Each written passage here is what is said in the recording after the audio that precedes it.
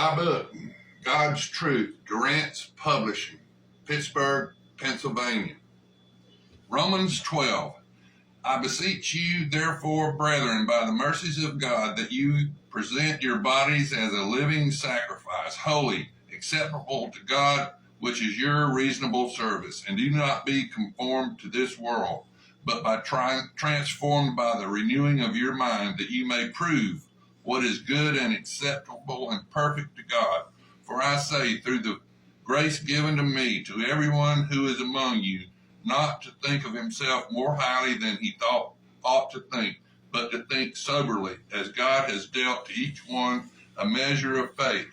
For as we have many members in one body, but all the members do not have the same function, so we, being many, are one body in Christ, and individually members of one another, having then gifts differing according to the grace that is given to us.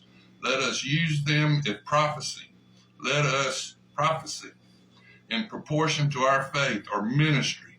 Let us use it in our ministry. He who teaches in teaching, he who exhorts in exhortation, he who gives with liberality, he who leads with diligence, he who shows mercy with cheerfulness. Let love be our hypocrisy. Abhor what is evil, cling to what is good. Be kindly affectionate to one another, with brotherly love and honor, giving preference to one another, not lagging in diligence, fervent in spirit, serving the Lord, rejoicing in hope, patient in tribulation, continually, steadfastly in prayer, distributing to the needs of the saints, given to hospitality. Bless those who persecute you. Bless and do not curse. Rejoice with those who rejoice, and weep with those who weep. Be of the same mind toward one another.